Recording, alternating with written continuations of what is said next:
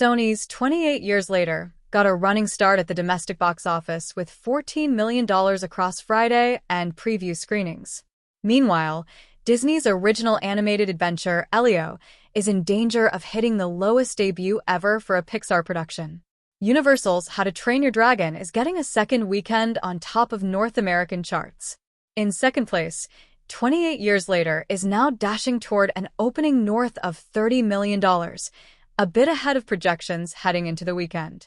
It'd be a good start for the hopeful franchise Rejuvenator, which cost $60 million. Sony won the production in a bidding war, which saw studios vying for a package build as the reunion of director Danny Boyle and writer Alex Garland, teaming for a belated follow-up to their zombie thriller, 28 Days Later, released in 2002, though this new entry arrives only 23 years later.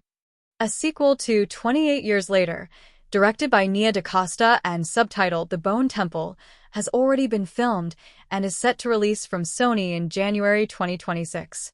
A third, trilogy-capping entry is still awaiting a production greenlight, dependent on the box office turnout for this entry. Reviews have been terrific for the sequel, which introduces a new cast that includes Jodie Comer, Aaron Taylor-Johnson, Ralph Fiennes, and newcomer Alfie Williams. General audiences seem to be more mixed, with survey firm CinemaScore polling early moviegoers to a B grade. Not stellar, though also in the tradition of horror films scoring lower. Meanwhile, Elio earned $9 million across Friday and preview screenings from 3,750 locations. It's some serious whiplash for Pixar, which, just 1 year ago, scored its second biggest North American opening ever, $155 million, with Inside Out 2. That movie now ranks as the second highest-grossing animated feature of all time. Now, the premier animation studio is projecting its lowest domestic debut ever for Elio, well behind the $29 million showing for Elemental in 2023. Now, Elemental did bounce back and wind up a modest theatrical success, finishing with $484 million globally and a stellar 5.22x multiplier. And it wouldn't necessarily be impossible for Elio to do something similar, with even better reviews and a fantastic A grade on CinemaScore. But unless things turn around, this has to be judged as a rough start for the original animated film, which cost $150 million to produce. How to Train Your Dragon still gets the top spot in its sophomore outing, earning another $10.8 million on Friday. Projections for the second weekend are now at $35.7 million, which would mark a 58% drop from its opening. Total domestic gross has a shot at hitting $160 million through its first 10 days in theaters, ranking it as the seventh highest-grossing North American release of the year. Another live-action remake is in fourth place, with Disney's Lilo and Stitch, earning another $3 million on Friday. Now in its fifth weekend of release, the PG-rated comedy is looking at about $10 million over the three-day frame to push its domestic total to $387 million.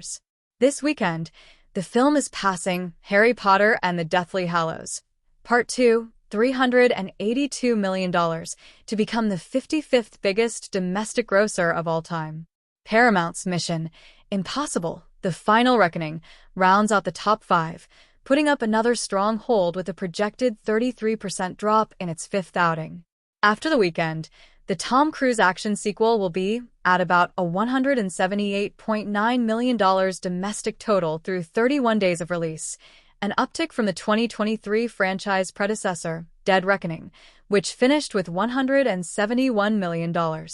Just below, A24's Materialists is showing a decent hold in sixth place, projecting a sophomore outing of about $6 million, which would mark a 45% drop from its opening. Domestic total should hit $24 million through 10 days. Also opening this weekend, Magenta Light Studios has the Rebel Wilson action comedy, Bride Hard, in 1,165 locations. After landing poor reviews and a ho-hum B- grade on CinemaScore, the film will struggle to hit $1 million in its debut, opening outside of the top 10.